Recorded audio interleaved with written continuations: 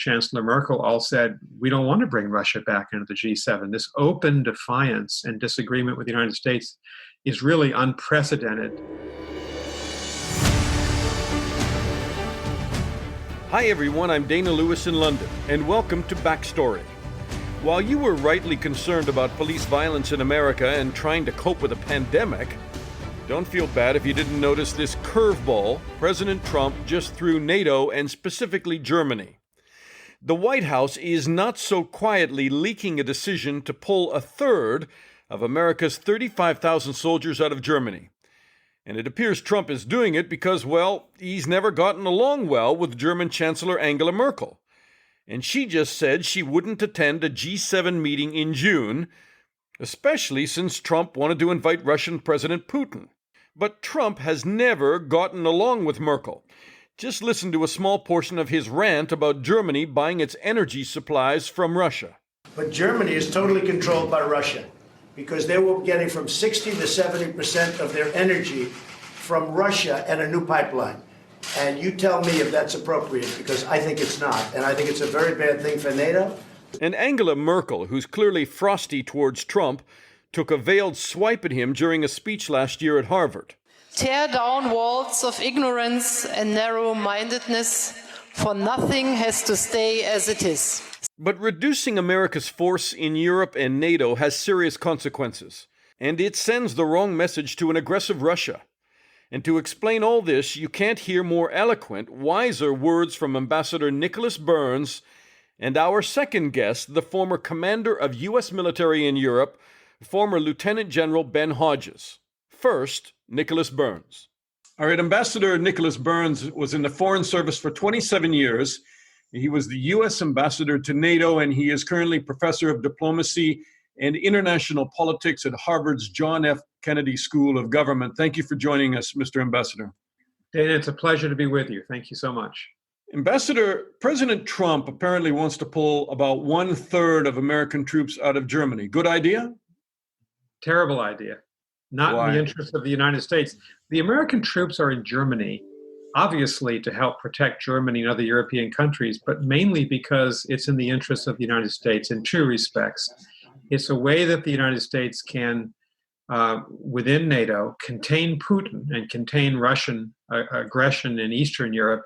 It's also been the jumping off point for the United States into North Africa. As we say, we help the French try to contain the terrorist threat in places like Mali and Niger. And it was a jumping off point for our major wars that we fought in Iraq and Afghanistan because of the extraordinary infrastructure that we have built up with Germany over the last several decades. Ramstein Air Base, for instance, being the major air base the United States uses. So this is penny wine pound foolish. It's also part, in my view, of the strategic incoherence of what President Trump is trying to do with Europe. He's been very weak on Europe. Is this more about his personality than strategy? Because he was angry at Angela Merkel for not wanting to attend the G7. I mean, is this personality, or is this him going back to NATO contributions and all of that?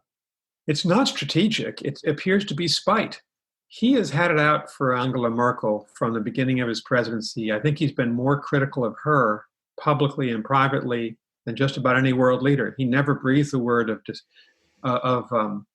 disrespect or disagreement with Xi Jinping or Putin or Kim Jong-un, but he's been a consistent critic of hers, and he was apparently furious that she decided not to attend his planned G7 meeting in Washington at a time when it's difficult for leaders to travel because of the coronavirus. We still have high infection rates here in the United States, and I think for a president of the United States to pull 9,500 American troops out of Germany because he's upset with the German chancellor is not strategic. It's foolish.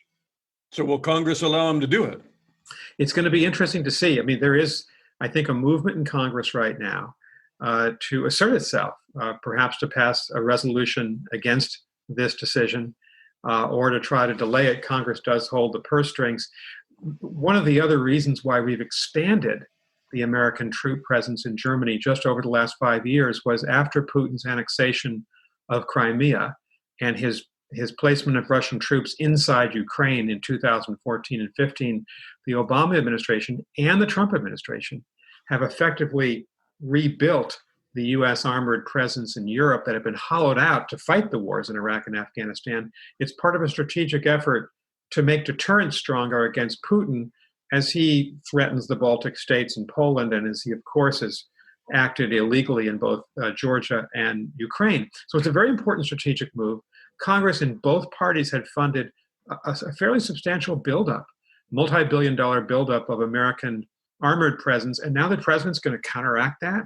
He appears not to have had any major discussions inside the administration with the state and defense departments.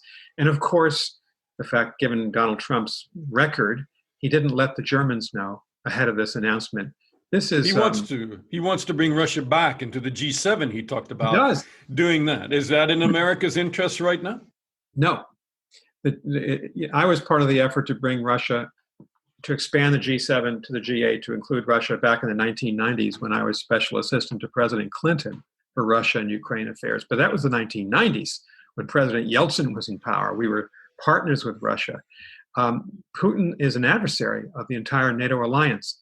He has annexed Crimea, which is a flagrant violation of international law. That's why sanctions were placed by the EU, Canada, and the United States on Putin. And the idea you'd invite him back to the G7 is anathema to all the other G7 leaders. You saw this extraordinary week last week when Prime Minister Trudeau, Prime Minister Boris Johnson, Chancellor Merkel all said, we don't want to bring Russia back into the G7. This open defiance and disagreement with the United States is really unprecedented in my 40 years of participation and observation of these events.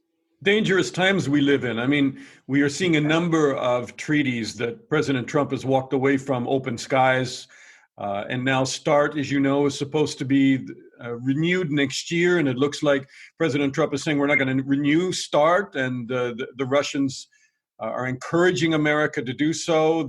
I spoke the other day to Rose Gottemuller, who was the main chief negotiator for the U.S., and she talked about how, yes, you could bring China in later on, but in the meantime, you need to extend that treaty and not let it expire. We are entering into a new arms race. Does it worry you when you start adding up all of these treaties we're walking away from and where that leaves us in terms of the dangers to a nuclear exchange, possibly with Russia and others? Well, I think it's the most dangerous time in terms of nuclear weapons proliferation and instability in the last half century since President Kennedy and President Johnson began arms control with the Soviet Union back in the depths of the Cold War. I would not blame it, obviously, all on President Trump. I think the Russians are largely to blame. They're the ones who violated the Intermediate Nuclear Forces Treaty that subsided, as you know, more than a year ago. And all of NATO was opposed to that. The Russians have introduced supersonic missiles and other strategic both strategic and intermediate range accords. And so I think the Russians are at the heart of this problem, but I agree that open skies for the United States to leave that was very much in our interest. New START renewal, February 1, 2021. It's a difficult issue because I think there's an argument to be made that we should seriously consider extending it to provide for stability in strategic nuclear arms. But I do think the Trump administration has a point that China is absent from all of these arms agreements. China's now, without any question, a greater military power than Russia, all told. And I think the United States, and I hope Russia, as well as the NATO allies, will pressure China to agree to limits on its nuclear program. And so the Trump strategy here is not irrational. They're trying to convince the Chinese, leverage the Chinese, that they have to be part of the arms control regime itself. Can I just talk to you very briefly about what's happening in America? Yes, please. It is troubling everywhere. And how does this allow the U.S. to preach to others now about human rights and democracy? I mean, largely, I've spent my career, and I know you spent your career, watching other nations and talking to other nations about the way government should work and democracy should work. And America's been that great leader in that. And suddenly now the shine is off, isn't it? And it's compromising it's troubling for the rest of the world. And where does it leave America in terms of its diplomacy? Well, we live in a glass house. Race has been a curse on our history. We've never gotten it right. We've never done right by the African American community, going all the way back to 1619, Dana, when the first slave ship arrived in Virginia. And it's been the seminal event and issue in our history. And I think millions of Americans, and you can see this in those demonstrating and speaking out, feel heartbroken over the murder of George Floyd, the systemic racism, the police mistreatment of young African American men. There's so many examples of it, and the racism that exists in our society. And until we get a grip on this, until we truly make progress, it's going to be difficult for the United States to be totally credible on the issue of human rights when we lecture the Chinese, as we should, frankly, on their deficiencies in Hong Kong, on their attitudes towards Taiwan, on their abhorrent treatment of the Uyghur population of Xinjiang province.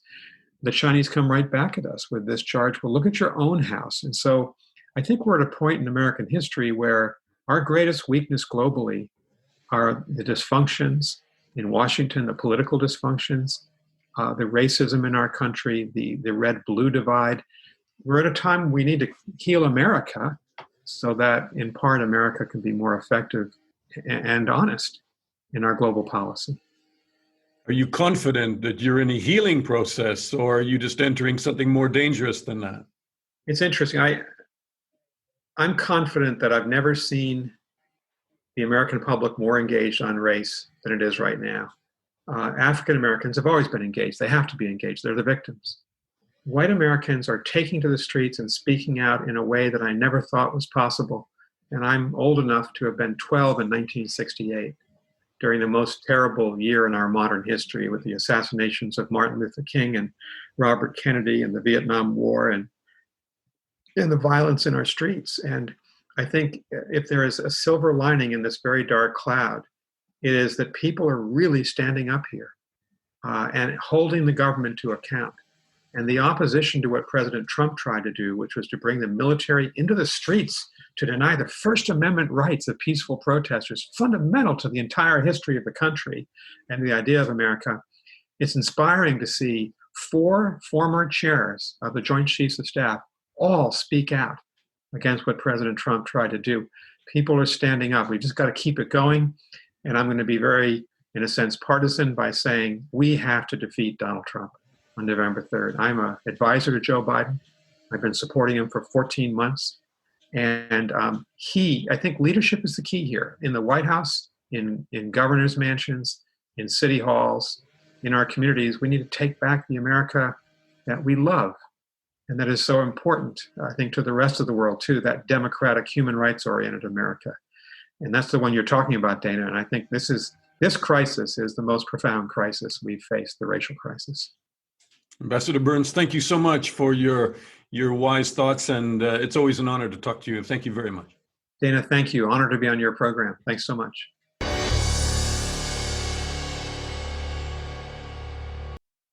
All right, joining me now, Ben Hodges, a lieutenant general, is a retired United States Army officer who served as commanding general, United States Army Europe, and he is currently the Pershing Chair in Strategic Studies at the Center for European Policy Analysis, and he's talking to us from Frankfurt, Germany. So that's important, I think, because he understands exactly both sides of the pond on these issues with NATO and troops in Europe. Ben, if I can start off, President Trump, as you're well aware, has reportedly ordered the U.S. military to remove 9,500 troops from Germany.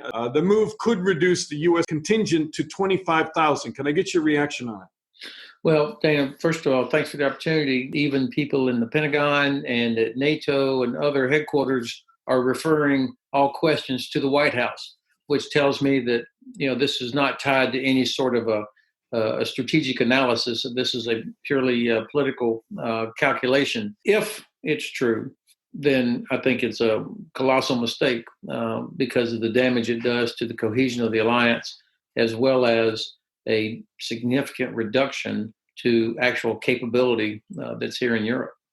When you're saying it's political, not strategic, that plays into the idea that President Trump got angry with the German Chancellor Angela Merkel and said, fine, you're not coming to the G7, we're going to take some troops out of Germany and penalize you. I mean, can you imagine an American president making a decision on something so strategic as military interests in Europe on the basis that he's just angry about a conference, a G7 conference? The timing of this leaves it open to question. I mean, the fact that you've asked that, and I've seen that from others as well, is a reflection of the damaged relationship between the United States and Germany. The fact that somebody, professional journalists and others would automatically connect Chancellor Merkel saying she's not coming to the G7 to a response by the American president like that. I believe that this is something that the former ambassador, Richard Grenell, has been encouraging for several months. I don't know what caused the president to, if he said this, I don't know what caused it to happen right now, but certainly the timing is not helpful with regards to the relationship. Now, to her credit, Chancellor Merkel, of course, has had pretty tough measures in place here in Germany as far as closing down businesses, stopping gatherings. And so for her to then appear in Washington in a closed group kind of setting, you could see that's a difficult position for her, like it would be for any other political leader that has imposed restrictive measures. So I think it was almost impossible for her to accept the invitation. You're saying that the ambassador Grenell, the former ambassador, was pushing this to draw down American troops in Germany. Why? I think the ambassador has, from day one, actually even before he arrived to take office as our ambassador in Germany, he was already advocating for Germany needing to do a lot more as part of its role inside the alliance. And for sure, every president has said that our European allies needed to do more. But there was a particular edge to the ambassador's approach that I actually always felt was counterproductive. And so over the last few months, he has advocated for this. But it reflected, in my view, a misunderstanding or a lack of appreciation for why we have troops in Germany. They're not here to protect Germans. They're forward stationed, just like U.S. Air Force that's based in the UK. It's not there to protect the UK. It's forward stationed for our interests. How in our interests? I mean, how does that serve our interests? So, well, number one, our interests are best protected by a strong, cohesive alliance. NATO, not perfect, but still the most successful alliance in the history of the world. And so our contribution to NATO, whether it's air forces, land forces, Navy, intelligence, missile defense, that's our contribution to the collective defense effort of NATO. So you've got 30 nations committed to each other. That protects America's interests. Secondly, in a more practical way, having bases like Ramstein, for example, in Germany, allows us to project power or to support operations and support presence in Africa and the Middle East. The hospital at Landstuhl, another example of soldiers who were wounded in Afghanistan and Iraq were flown back into Landstuhl. No telling how many young men and women's lives were saved by having a very large, capable medical center here in Germany. The number of troops that are in Germany, about 34,000 Army and Air Force. I mean, that would not fill up half of a major football stadium in America. So we're talking about actually a very small number of people, but they give us infrastructure, a footprint that allows us to project power as well as demonstrate commitment to the rest of the allies. When you were the commanding general of U.S. Army in Europe, obviously, part of what your the drills you're running, the strategy you're looking at constantly is a threat from Russia.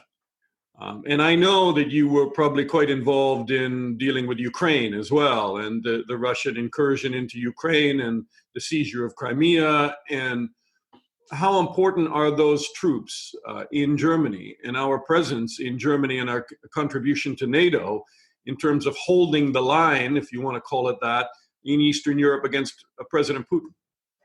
So the deterrence is all about having capability and demonstrating the capability and demonstrating the will to use the capability. That's the whole theory of deterrence.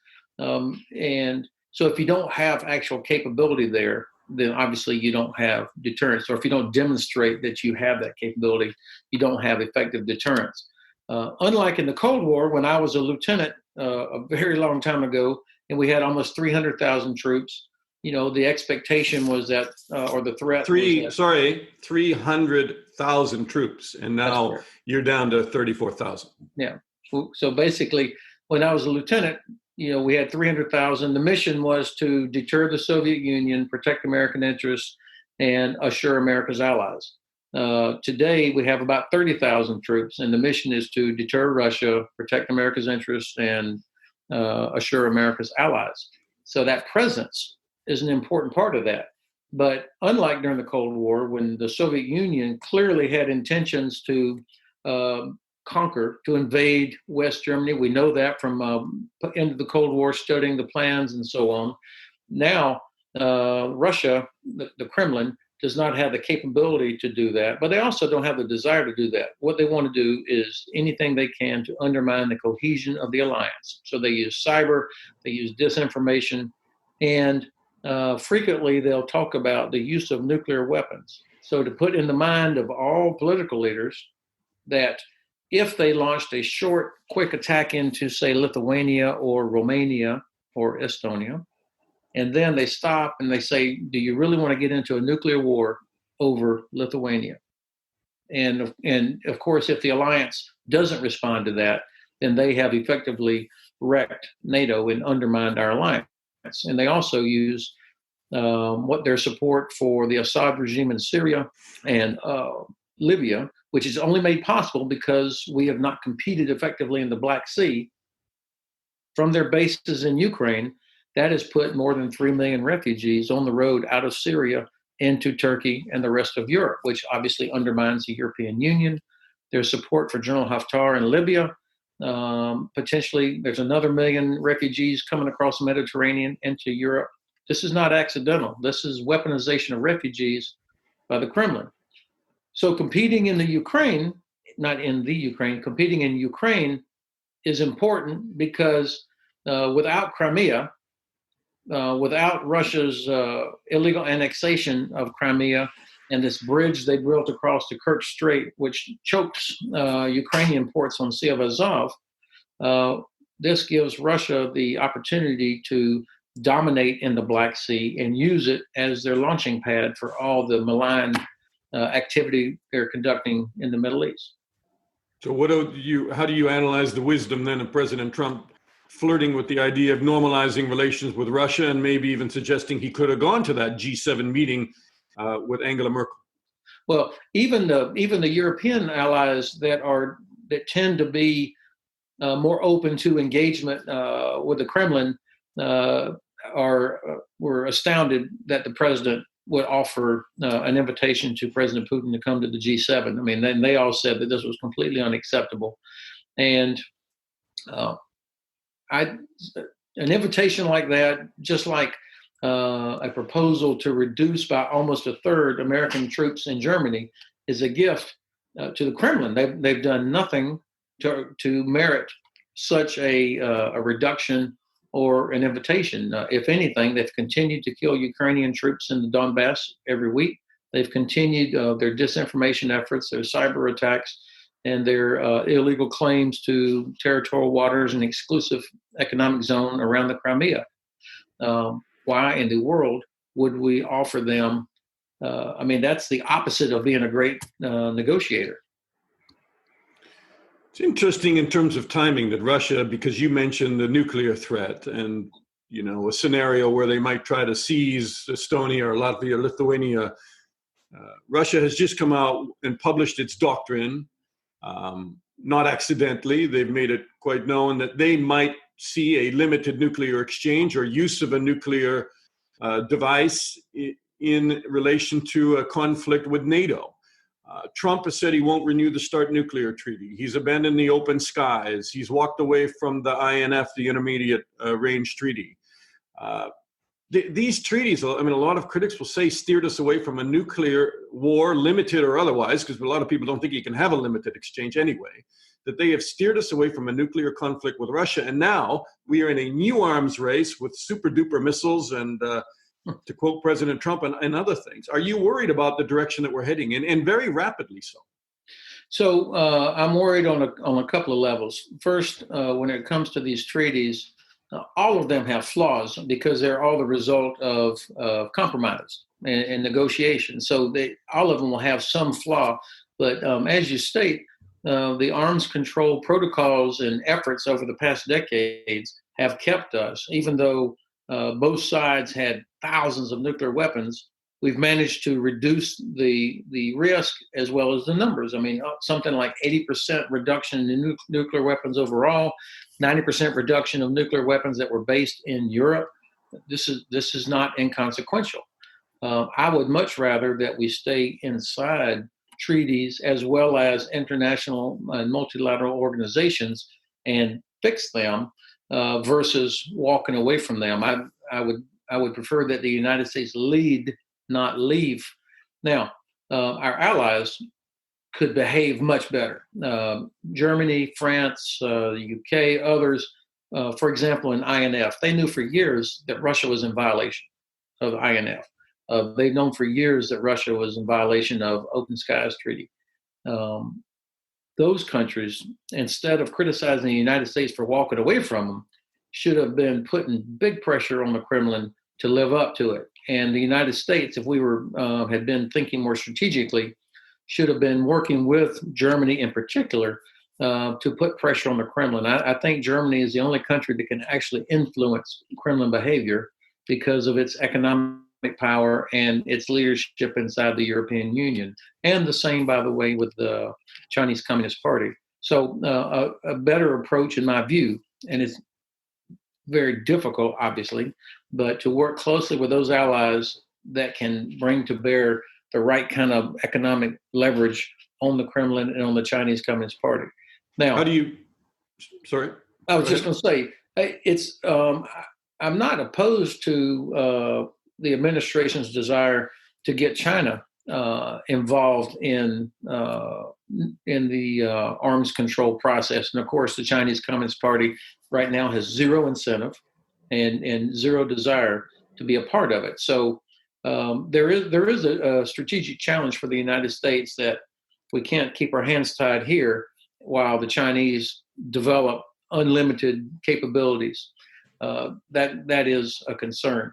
And for sure. Well, you don't necessarily have to make a choice, do you? I mean, you could extend START with Russia and then pursue negotiations with China. And that was always, if you can comment on it, but that was always the idea was when you're having 30, 40,000 nuclear weapons on either side of the Soviet Union and America, you can't start talking to people who have nuclear weapons that number in a few hundred. So what you need to do is get the base down to 1,500, as President Obama's negotiations did on START 2, and then work from there towards 1,000, and then bring in the other nuclear powers and try to get them then to sign on to these declarations as well. But you don't have to abandon one to pursue the others, do you? No, absolutely not. I agree with you. I'm just saying that that's the challenge is trying to figure out how do you put pressure on the Chinese while still maintaining or continuing a process. And without Germany and other countries bringing pressure, I don't think we're going to be successful. Ben, I've known you since you were a brigade commander for some 20 years now. I think we're getting close to 20 years anyway. And I know the military well because I've been embedded a number of times, and I would not normally ask you a political question because I know you wouldn't answer it. Yeah, none of these are political. When you look at what's going on in America right now, your colleagues, never before have they stepped up and stepped out and spoken out against the use of military by the administration. James Mattis to Colin Powell to dozens of commanders now have come out and said that Trump should not deploy the military in the United States. I'd like your comment on that. Why does it go against what you believe in? I assume it does. Yeah, of course. I I keep a copy of the Constitution. I've had this for decades, actually, because we take an oath to the Constitution all the time. Every time there's a reenlistment or a promotion, or it's something that is so ingrained in our fiber from the time you go through your officer training throughout your entire career. So that's why you see a real anxiety by officers, including retired officers, about what we see. The respect for civilian authority is so ingrained. The respect for our fellow citizens and not using force against fellow citizens is so anathema to everybody in the military, and particularly when we understand the difference between National Guard and regular Army, that there's a reason for that when we grow up in that.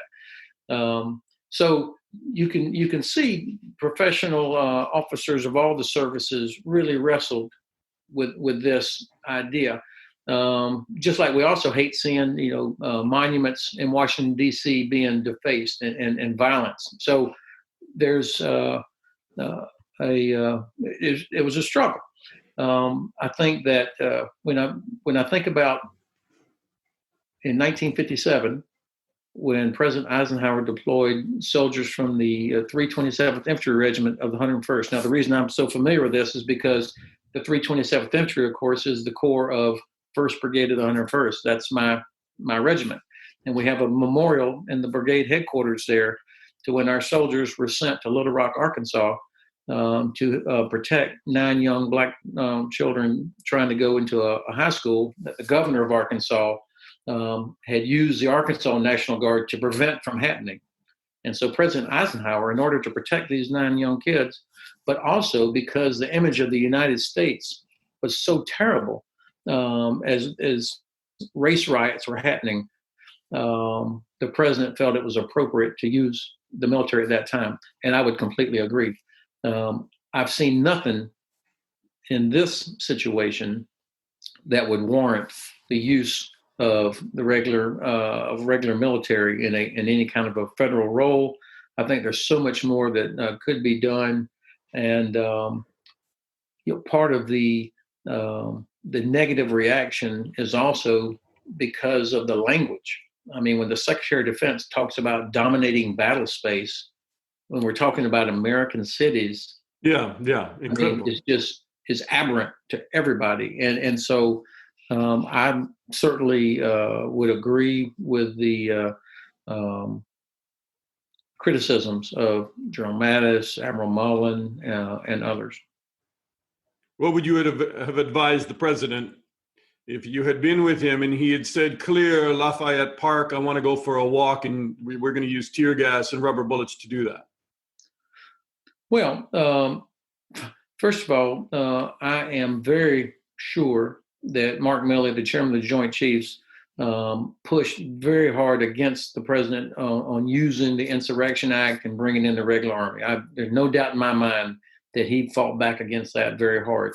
Of course, I was not in the room when the president says, hey, let's go walk over to the church. I believe Mark Milley when he says, we thought we were going to visit the guardsmen that were out there, which makes perfect sense. I mean, that's what a commander does. Of course, he's a chairman, he's not the commander, but that's what a leader does. You go see for yourself the conditions. And especially if the president's turning to you to give advice about using military, it would seem completely appropriate to go see for yourself what's going on out there. What the unfortunate part is, this turned into this photo op that was not impromptu by the president, but I think it was a total surprise to Chairman Milley. And, obviously he exited the scene immediately. I think in hindsight, they should have been more savvy to what might happen here. And they probably. But it was wrong. Yeah. You're saying it was wrong. Yeah. In hindsight, I think he probably wishes that they should have been more attuned to what this president would do. And I guess that this is the point, that the president will use the military, and he's talked about it so much, and the language coming out of the White House is just not appropriate. And so I think every officer, and you've seen it probably, every one of the services has reminded everybody about our constitutional responsibilities, legal orders, and there's no doubt in my mind that Mark Milley, I've known him for a very long time, that there have been some serious heated debates and pushback by him on the civilian leadership. And he will, I have great confidence in him and his judgment. I'll just pursue it with one last question and then let you and wrap this up. But philosophically, are you not on a short string to the White House and the president? Or philosophically, what is the command chain there in terms of responsibility to the U.S. military and commanders like yourself? Well, of course, I am retired, so never retired, Ben. It's in your blood. You never retired, but indeed, you are retired, sir. Yeah. So, well, in the Constitution, Article 1 lays out the responsibilities of the Congress. Article 2 lays out the responsibilities of the president. That's not an administrative accident. Article 1. So priority is to the legislative branch of government. Article 2 is where it says the president is commander in chief, but the military has a responsibility to the Congress also. And that's why our oath is to support and defend the Constitution of the United States. Now, in that excellent article by Ann Applebaum, where she talks about how do people, how do really good people become complicit with behavior? And there's rationalization, and maybe I can still kind of control it or influence it, or there's different ways that people try to deal with that. For me, there's no doubt in my mind, I would have no problem telling Mr. President, I'm obviously not your guy, because there's no way I'm going to do that. Now, it's easier for me to say that here in the safety of my retirement, but I am very confident that 3 years ago, if I had been asked when I was commander of U.S. Army Europe to do something that I knew was going to undermine our constitutional authority and also the credibility of the Army as a protector of the people that the American. In fact, I've always bragged to my friends that, hey, you can be sure the American people never worry that the guys with all the guns, the military, are going to take matters into their own hands in the United States. And so that's part of the culture. And I have no doubt I would have lived up to that, whatever the consequences would have been. Ben Hodges, a great pleasure to talk to you, sir. You're the Pershing Chair of Strategic Studies at the Center of European Policy Analysis, also fluent in Germany, and you're based in Frankfurt. It's a great gift to be able to get your views on all this. Dana, thanks very much for what you're doing, and thanks for the opportunity. And that's another edition of Backstory. Please, wherever you listen to Backstory, subscribe and share. I'm Dana Lewis. Talk to you soon.